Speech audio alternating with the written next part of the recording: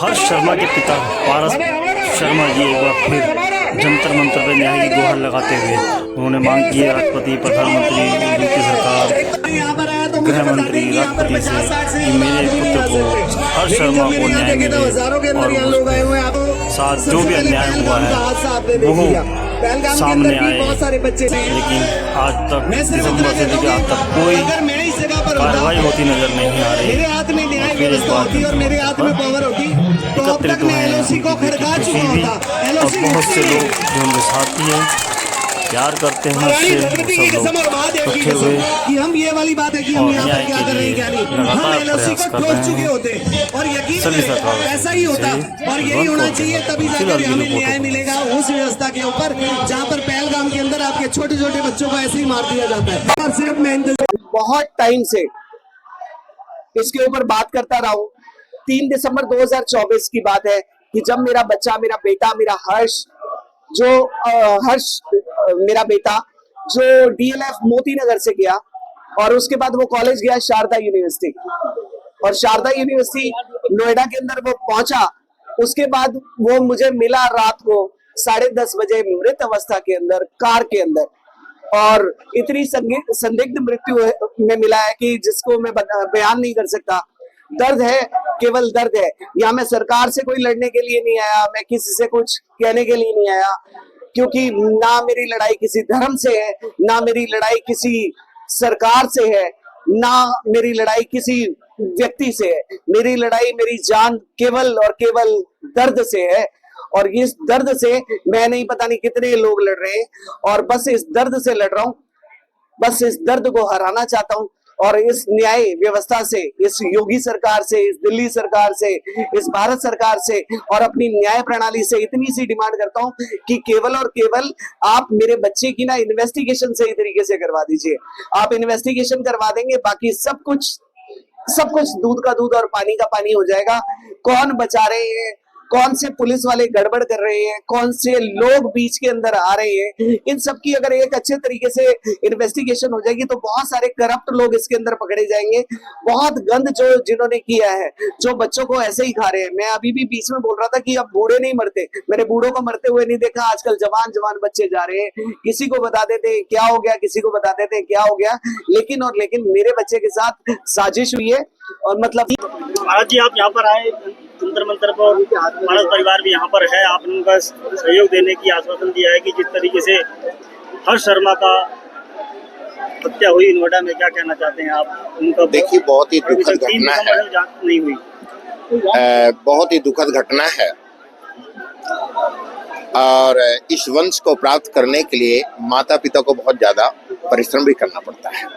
एक वंश की प्राप्ति के लिए सनातन धर्म में आपने देखा होगा सभी हमारी माताएं बहनें हैं, सभी हैं। और आज जंतर मंतर पे पहलगांव का एक कार्यक्रम उसके चल रहा था, जिसमें देखा मैं, और देखने के बाद मुझे ऐसा लगा कि मुझे अवश्य इसमें एक बार शरीक होना चाहिए, एक बार पूछना चाहिए कि क्या है। यहाँ आने के बाद मुझे बताया गया कि एक हर्ष शर्मा जी, जो 3 दिसंबर 2024 को एक आकस्मिक घटना होती है, और उस न्याय प्रणाली पर पूरे परिवार का जो विश्वास था वो आज तक अडिग है, परंतु उस विश्वास का, अडिगता का ऐसा योग बना कि अभी तक उस बच्चे को कोई निर्णय प्राप्त नहीं हो पाया। और वो बच्चा रात को जाता है और नोएडा में जाने के बाद उसकी मृत्यु को प्राप्त कर जाता है। उस न्याय को प्राप्त करने के लिए हर्षी वेलफेयर फाउंडेशन के तत्वाधान में आज जंतर मंतर पर हमारे सभी माताएं बहनें आई हुए हैं, सभी संत समाज आप सबके साथ है, और न्याय प्रणाली में आपसे कंधा मिला करके संत समाज, मैं स्वयं आपके साथ खड़ा हूं। और हम आशा करते हैं माँ भगवती पराम्बा जगदम्बा राजराजेश्वरी जी से कि इस बच्चे को न्याय अवश्य मिलेगा, और मीडिया के माध्यम हम पारस भाई के साथ खड़े हैं। साथ साथ ये 2 घटना जो एक साथ हुई, ये बहुत बड़ा, एक पिता के लिए बहुत बड़ा दुख की बात होता है। घर से एक जवान पुत्र निकले और उसकी लाश मिलने से उसके 4 कंधों पे आ जाए, और वो संदिग्ध हालत में। हमारी न्याय प्रणाली से बहुत बड़ी एक रिक्वेस्ट है, विनती है कि इस केस को थोड़ा सा देखे कि आजकल हमारे बच्चे कहाँ पे सेफ हो गए। क्या हम अपने बच्चों को, बेटों को, बेटियों को, कुछ दिन पहले हमने एक बिटिया का केस देखा और हर दिन देखते जा रहे हैं, क्या वो सेफ भी नहीं है? अगर हमारा भारत देश राम राज्य की तरफ बढ़ रहा है तो राम राज्य में सुरक्षा कहाँ रह गई हमारे बच्चों के लिए?